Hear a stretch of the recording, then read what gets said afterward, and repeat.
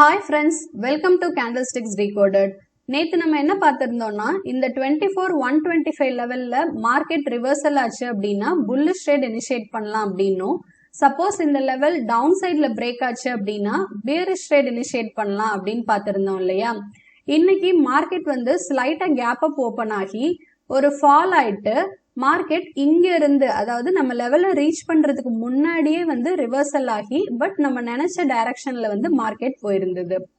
Even நம்ம லெவலுக்கு முன்னாடியே மார்க்கெட் ரிவர்சல் ஆகியிருந்தா கூட இந்த மூவையுமே வந்து நம்மளால கேப்சர் பண்ணியிருந்திருக்க முடியும்.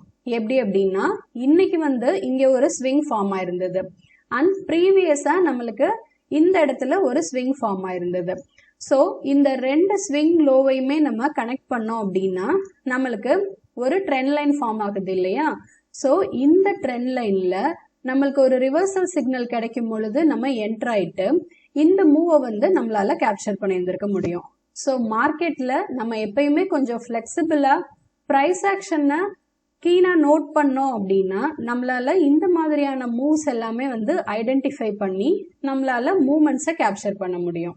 ஓகே ஃப்ரெண்ட்ஸ், இப்போ நாளைக்கான ட்ரேட் ஆப்பர்ச்சுனிட்டிஸ் பத்தி பார்க்கலாம். FIIs வந்து அரௌண்ட் 7.78 crore வந்து பை பண்ணியிருக்காங்க அண்ட் DIIs வந்து அரௌண்ட் 1,302 crores வந்து பை பண்ணியிருக்காங்க. அண்ட் ஓப்பன் இன்ட்ரெஸ்ட் பொறுத்த வரைக்கும் நமக்கு கால் சைட்ல ஹையஸ்ட் ஓப்பன் இன்ட்ரெஸ்ட் வந்து 25,000லையும் அதுக்கு அடுத்து ஹையஸ்டா 24,500லையும் பில்ட் ஆயிருக்கு. புட் சைட் பொறுத்த வரைக்கும் 24,000லையும் 23,500லையும் நம்மளுக்கு ஹையஸ்ட் ஓப்பன் இன்ட்ரெஸ்ட் பில்ட் ஆயிருக்கு. அதுக்கு அடுத்து ஹையஸ்டா 23,000லையும் நமக்கு 24,200லையும் வந்து ஓப்பன் இன்ட்ரெஸ்ட் பில்ட் ஆயிருக்கு. மார்க்கெட் வந்து இன்னுமே இந்த ரேஞ்ச்குள்ளேயே தான் வந்து டிராவல் ஆயிட்டு இருக்கு.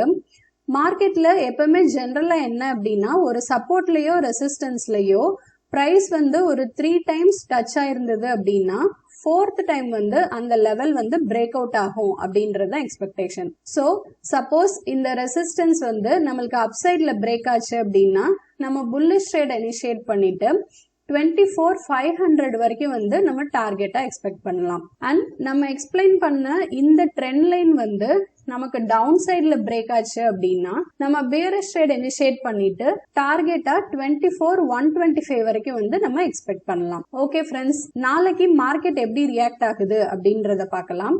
Have a safe and profitable trade. Thank you friends.